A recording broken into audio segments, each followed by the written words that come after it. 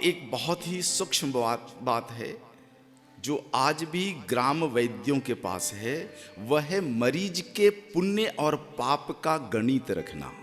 और इसीलिए देखो पंचगव्य चिकित्सा विज्ञान में जो निर्धारण किया है हमने, क्या निर्धारण किया है?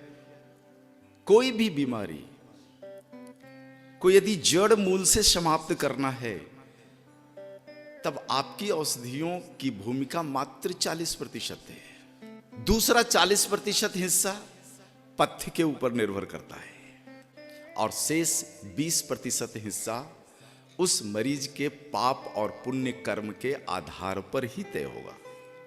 तो ग्राम्य वैद्यों के पास किसी भी मरीज के पुण्य और पाप कर्मों का गणित होता था। ये गणित पूरी तरह से खत्म कर दिया गया और हो भी नहीं सकता। मैं कांचीपुरम में रहते हुए बीमार पड़ता हूं और दिल्ली के एम्स में आकर के भर्ती होता हूं, तो दिल्ली के एम्स के डॉक्टरों को क्या पता मैंने अपने जीवन में कितना पाप किया है। उसका निवारण कैसे हो सकता है?